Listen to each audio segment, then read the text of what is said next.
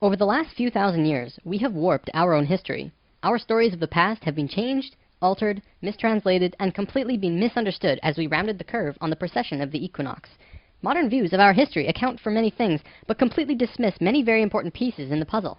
For example, the pyramids of Giza. There is no modern theory that accounts for how these could have been made. Individually, each block cannot be pulled even with 50 men pulling it, let alone drag it for hundreds of miles and then stack them on top of each other 450 feet in the air, in such a precise way that even modern technology can't achieve. Not to mention having it lined up precisely with both Orion's belt, a golden mean and Fibonacci spiral, and be a primary nodal point of every sacred site on the planet. And that's just one example. Our history is not what we think. In Lesson 11, I said that many things that we've been led to believe to be true simply is not. This has got to be the biggest. The field of archaeology recently saw some monumental discoveries that are rocking the foundation of what we think we know about ourselves. Many ancient cities such as Babylon, Erech, and Akkad that were written about in the Bible and other ancient texts were always thought to be myths because no one could prove they existed. Then, one of them was found. This led to finding another, and then another. Inside one of these cities, archaeologists found thousands of cylindrical clay tablets hidden deep within the earth under this ancient city. The tablets were completely covered in text, written in cuneiform, and tell an ancient story that spans back over hundreds of thousands of years on this planet, describing the history of the earth and the origins of the human race in great detail. Now, the first thing we all want to do is just say that they were making things up. They didn't know the history of Earth, and they were simply creating tales to explain where they came from. However, if this was true, how can we explain how they knew so many things about the universe that would seem impossible to know? Not only did the Dogons know all about the distant planets in the solar system, but so did the Sumerians. They described them all in great detail in these Sumerian records. They also knew about the precession of the equinox. That's a tough one for a historian to understand, because it takes over 2,000 years of continuous observation to actually learn that the Earth has a wobble. The Sumerians had this information from day one of their civilization. A man named Zacharias Sitchin spent a long time transcribing these texts and had put them all together in his books, but many others have also done the same, and the interpretations are always very similar. Not only that, but Thoth has also shared information about this with us, and his account matches the Sumerian records. Adamus and other channelings discuss it as well. If you see all of these records and sources, there is a huge connection between the stories. Now, this story spans back hundreds of thousands of years into our past. It talks about Tiamat and Nibiru, the Nephilim, seeding the human race, Adam and Eve, and the children of Lemuria. This portion of the story is really interesting, but not the most crucial to know. We're not going to be covering this at this time.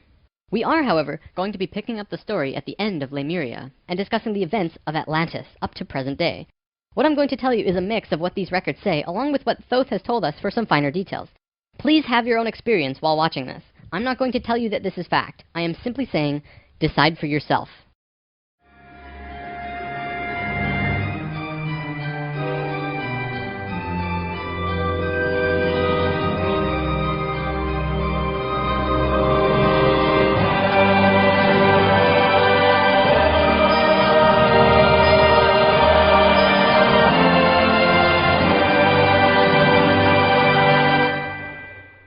There was a time, long ago, when humans existed at a very high level of consciousness.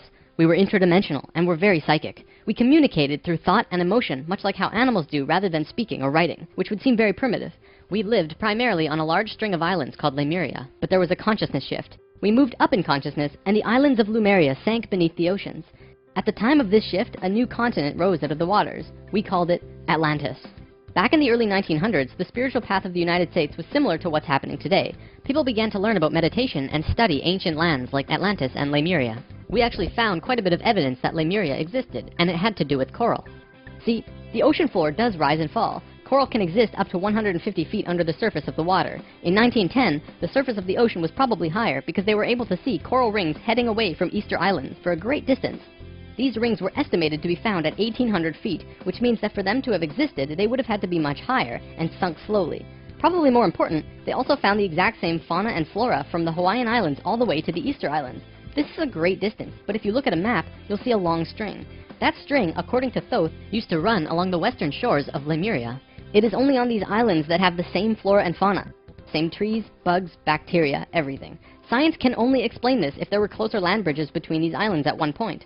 Although we were studying this at that time, World War I began soon after, and we lost interest in spirituality and the ancient lands for a very long time. After the sinking of Lemuria and the rising of Atlantis, at first the human race became scattered. We moved to various islands and continents all over the world because we didn't have a home. Yet, we didn't know where to go. At that time, there were about 1,000 humans at a very high consciousness, more than all of the rest. They were called the Nakals. Today, we know them as ascended masters. The Nacals began preparing Atlantis to be our new home. They projected their energies across the surface of the continent in the form of the Tree of Life, not with 10 circles, but with 12, an extra on top on the island of Udal, and an extra on the bottom in the water. There were 10 components on the mainland, and even though it extended over hundreds of miles on the surface, it was projected to the accuracy of a single atom. We chose to move to Atlantis because of the Kundalini. In humans, the Kundalini is often referred to as the energy serpent that runs up and down your spine. When activated, it provides an immense amount of energy through all of the chakras. The Earth itself also has a Kundalini because the Earth is alive, like an organism, running from the center of the planet to a specific place on the surface. Wherever the Kundalini resides, the people there become the spiritual leaders of the world. The Earth chose Atlantis to be the new energetic center of the planet. After Atlantis, the Kundalini moved to the mountains of Tibet, which is why the Buddhists were the leaders in pure spirituality for the last 13,000 years. It was a very pure place. It moved again within the last 10 years, but that's a story for another time. If you want to read more, check out the book The Serpent of Light by Drunvalo Melchizedek. Suddenly, in a single day, the Nacals breathed life into the Tree of Life on the surface of Atlantis. This created vortexes of energy rotating out of each and every circle. Once the vortexes were established, the children of Lemuria began to be called forth. Millions upon millions of Lemurians who had settled all across the planet began to be pulled toward Atlantis. A great migration began. However, the Lemurian body of consciousness had only reached the age of 12 as a planetary consciousness. Because we were right-brained, we were a female species, like a 12-year-old girl. And some of our centers weren't working yet. They had worked with these energies, but only mastered 8 of the 10. Each migrating Lemurian was attracted to one of these 8 centers on Atlantis, depending on the nature of the individual. There, they settled and began to build cities. That left 2 vortexes with nobody using them, not a single person. These 2 vortexes were pulling life toward them, and in life, you can't have an empty place. Life will find a way to fill it. Similar to if you were driving along a freeway, following another car, and you drop too far behind, someone will fill the place. That's exactly what happened on Atlantis. Though the Lemurians had only filled 8 of the vortex areas, Mayan records state clearly that there were 10 cities in Atlantis when it fell. You can see these records in the Troano document, which is now located in the British Museum. This document is estimated to be 3,500 years old, and it describes in detail the sinking of Atlantis. To fill these 2 empty vortexes, according to Thoth, 2 extraterrestrial races stepped in. Not 1, but 2 completely different races. The first race were the Hebrews, coming from our future. Thoth says that they came from off-planet, but we don't know where exactly. The Hebrews were kind of like a kid who went through 5th grade and didn't make it, so they had to do that grade over again. They learned all the math, the left brain stuff, but they didn't get the right brain aspect of evolving consciousness, the doing. They didn't graduate to the next level of evolution, so they had to do it again. They knew a lot of things that we didn't know yet and brought many concepts and ideas to us that we weren't aware of yet. Now, if this is true, this would explain quite a few things about the Hebrew people in general. They seem to have many sacred geometries hidden within their culture. It also puts perspective on the story of Exodus. Perhaps Moses incarnated into that lifetime to free the Hebrews because they were not direct descendants of humans and were being treated unfairly. Or could it be that Moses was visited by an ascended master of the Hebrews who guided him to free their people? Given what we know about dimensions and consciousness, it definitely puts a fresh perspective on old stories that didn't make much sense. We could talk about this more, but let's continue for now. There were no problems caused by the Hebrews coming to Atlantis. They actually benefited our evolution. The other race that stepped in caused big problems. These beings came from the nearby planet of Mars. See, according to Thoth, Mars looked very much like Earth a little less than 1 million years ago. It was beautiful. It had oceans and water and trees that were just fantastic. But something happened to them, and it has to do with something called the Lucifer experiment. From the very beginning of creation, everything is simply an experiment. Creation itself was just consciousness creating and inhabiting itself in that creation. There is no divine plan. Spirit can do whatever it wants. Having said that, if Spirit decides to cut itself off from the rest of consciousness and create a separate reality on its own, it can do that too. This is called the Lucifer experiment. Because Spirit is God, it can do this. There is nothing wrong with that. We've kind of been led to believe that Lucifer is evil and the devil. This just isn't true. Lucifer is just another means of perceiving the reality. It is not a unity perception of oneness, but rather a duality perception of two-ness. There's a flower of life pattern for Lucifer as well, but that's a big topic for another time. Anytime the Lucifer experiment has been attempted in the universe, it always ends in failure. The species will cut itself off from love and will become incredibly male, left-brained. What always ends up happening is that everyone becomes very greedy. There is no compassion for one another, and everyone ends up fighting until they end up killing themselves. More than 1 million years ago, the beings on Mars joined the Lucifer experiment, and it failed dramatically. Basically, they cut themselves off from the unity of the universe and created a separate reality.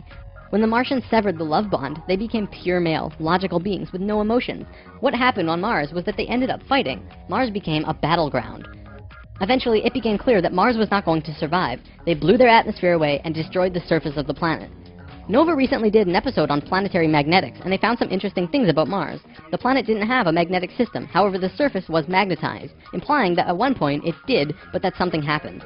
Let's move on for now, but I'll link to this Nova special in the comments. Now, we've been discussing the star tetrahedron before, and now I want to give you a brief understanding of the Merkaba.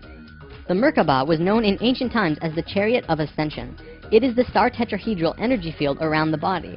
All around the world there are references to this in ancient texts. When activated to its full potential, the Merkaba, which is both a tool and part of your being, can be used to do the impossible, included but not limited to changing dimensions and traveling through the universe. Before Mars was destroyed, they built huge tetrahedral pyramids, which we've discussed in Lesson 10. They built 3, 4, and 5-sided pyramids, eventually building a complex that was able to build a synthetic Merkaba. Remember in Lesson 10 I showed you that complex on Mars depicting a star tetrahedron inside of a sphere? That was the remnants of a complex that created the Merkaba. After 1 million years or so, it's been eroded, but the proof is there. Now, because the Martians were severed from the Unity consciousness, they couldn't create a living Merkaba. They simply used it as a tool.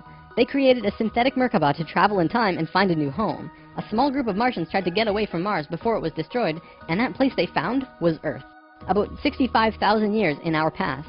They saw this little vortex sitting there, just pulling in life, with no one in it. They didn't ask permission. Being part of the Lucifer experiment, they just said, alright, let's do it.